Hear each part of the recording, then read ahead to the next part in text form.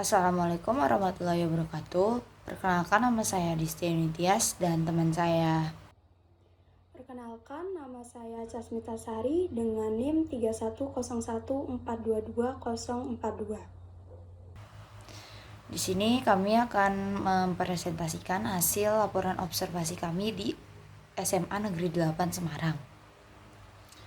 Materi pertama akan disampaikan oleh teman saya Kasmita. Kepada Kasmita disilakan. Baik, terima kasih moderator atas kesempatannya. Saya akan menjelaskan hasil observasi. Yang pertama adalah gambaran umum sekolah. SMA Negeri 8 Semarang adalah sekolah menengah atas yang didirikan tanggal 3 September 1979 berdasarkan Surat Keputusan Menteri Pendidikan nomor 0188-0-1070 dengan nomor induk sekolah yaitu 530, nomor statistik sekolah 30103630108 dan berlokasi di Jalan Raya Tugu, Tembakaji, Ngalian, Semarang, Jawa Tengah. SMA Negeri 8 Semarang merupakan salah satu sekolah yang telah mendapatkan akreditasi A dari Badan Akreditasi Nasional. Selanjutnya adalah karakteristik sekolah. Visi SMA Negeri 8 Semarang adalah mewujudkan sekolah ramah anak untuk membentuk profil pelajar Pancasila dan berwawasan lingkungan. Selain itu, sekolah ini juga memiliki moto yang mencakup sosial, optimis, literasi, inovatif, dan dwibahasa atau disingkat adalah SOLID. Moto ini mencerminkan komitmen sekolah dalam mengembangkan karakter dan keterampilan siswa yang solid dan berkualitas. Selanjutnya adalah profil dari narasumber, yaitu guru sejarah. Untuk narasumber adalah guru sejarah di SMA Negeri 8 Semarang yang bernama Bapak Bagas Wahyu Herjuno, di mana beliau adalah seorang guru sejarah di SMA Negeri 8 Semarang dengan pengalaman mengajar selama hampir 6 tahun. Beliau ini merupakan alumni dari Universitas Negeri Semarang angkatan 2011. Selanjutnya adalah karakteristik peserta didik. SMA Negeri 8 Semarang menitik beratkan pada pembentukan karakter peserta didik dengan fokus pada kecerdasan akademis, integritas, dan kontribusi sosial. Mereka ini diajarkan nilai-nilai sosial seperti kepedulian, kerjasama, dan kepatuhan. Untuk materi selanjutnya adalah strategi guru dalam merumuskan tujuan pembelajaran. Bapak Bagas menggunakan pendekatan psikis dalam merumuskan tujuan pembelajaran dengan memperhatikan kebutuhan psikologis peserta didik, seperti kebutuhan, minat, dan gaya belajar. Selain itu, beliau juga mempertimbangkan aspek emosional dan sosial peserta didik dalam menyusun tujuan pembelajaran yang mendorong kolaborasi, komunikasi, dan dukungan emosional antar peserta didik. Tujuannya adalah untuk memastikan relevansi, motivasi, dan keterlibatan siswa dalam proses pembelajaran. Selanjutnya, untuk materi selanjutnya adalah strategi guru dalam menentukan dan mengembangkan materi ajar.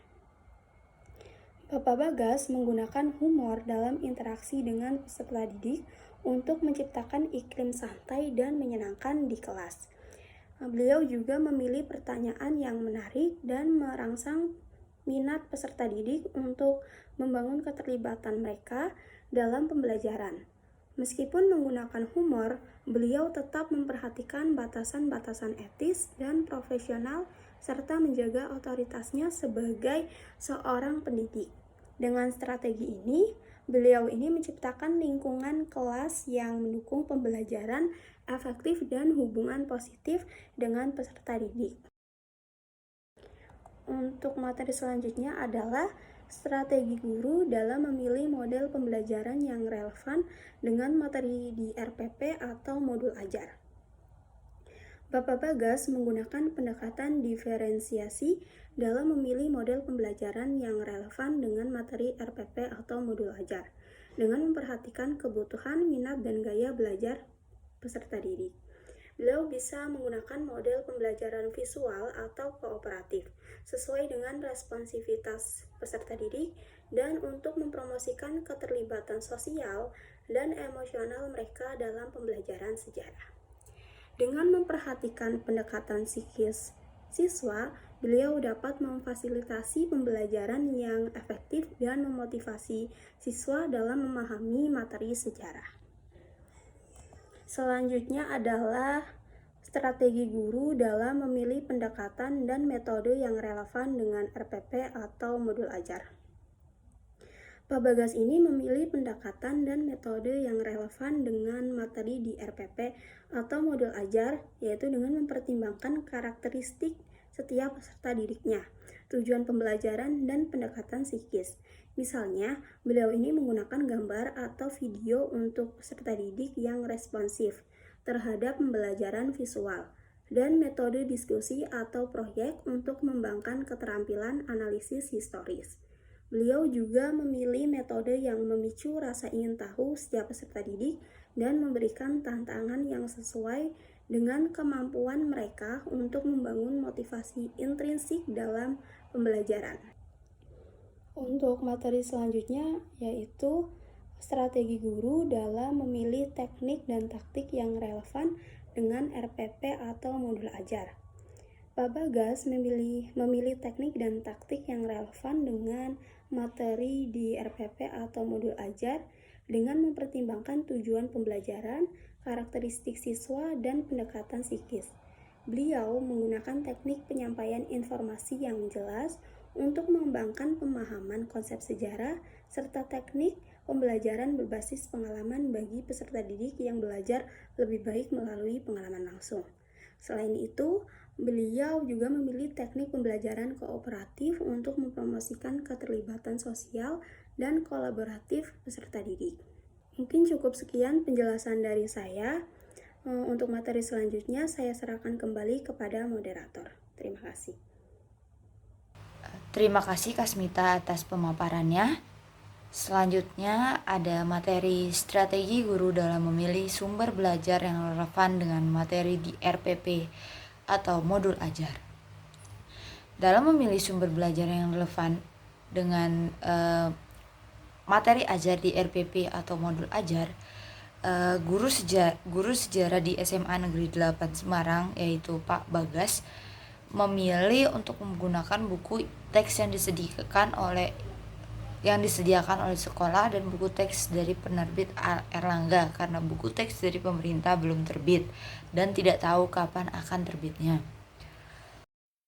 Selanjutnya ada materi strategi guru dalam memilih media yang relevan dengan materi di RPP atau modul ajar. Di era globalisasi saat ini, ilmu pengetahuan dan teknologi sangat berkembang dan mempengaruhi berbagai kehidupan, termasuk di bidang pendidikan. Dalam memilih media yang relevan dengan materi di RPP atau modul ajar, Pak Bagas menggunakan beberapa media. Yang pertama, menggunakan media Canva untuk membuat PPT yang menarik, dan PPT yang dibuat itu akan digunakan sebagai media di dalam pembelajaran, serta video pembelajaran dari YouTube. Selanjutnya ada strategi guru dalam meningkatkan TPACK dalam RPP atau modul ajar. Dalam hal penerapan TPACK, guru sejarah di SMA Negeri 8 Semarang belum menggunakan TPACK tersebut. Pak Bagas beranggapan jika dengan melakukan pendekatan psikis peserta didik akan lebih membuat suasana kelas atau proses pembelajaran lebih efektif dan menyenangkan. Yang selanjutnya ada asesmen pembelajaran. Evaluasi atau asesmen yang dilakukan oleh Pak Bagas adalah dengan memberikan tugas-tugas kepada peserta didik. Pak Bagas jarang sekali memberikan ulangan atau ujian harian sebagai evaluasi pembelajaran. Menurut Pak Bagas, dengan pemberian tugas sebagai evaluasi akan menambah rasa tanggung jawab dan disiplin pada peserta didik. Selanjutnya ada akurasi atau ketepatan implementasi RPP atau modul ajar yang telah disusun. Dalam pengimplementasian RPP atau modul ajar yang telah disusun, akurasinya dengan materi yang akan diajarkan sudah termasuk tepat.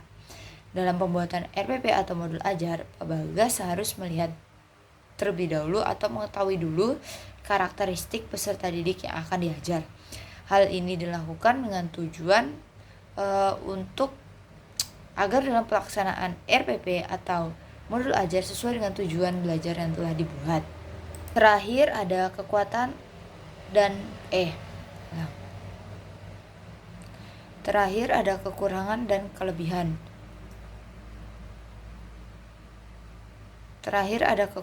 dan kelebihan. Dengan analisis SWOT, strength, weakness, opportunities, and threats.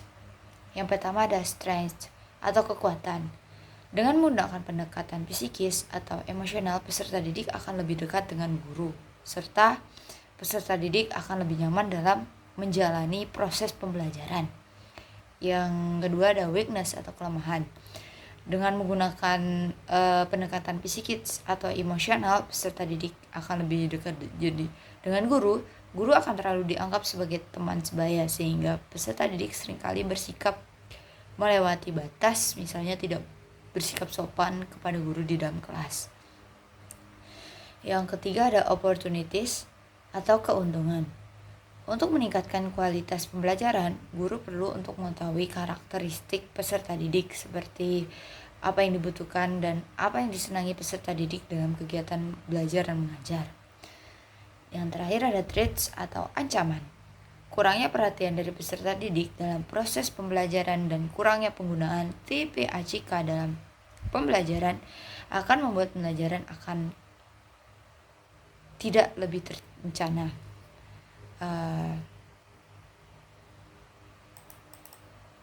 Berikut ada dokumentasi yang kami lakukan dengan Pak Bagas sebagai guru sejarah di SMA Negeri 8 Semarang. Sekian dari presentasi kelompok kami. Kurang lebihnya minta maaf. Wabillahi taufiq wal hidayah. Wassalamualaikum warahmatullahi wabarakatuh.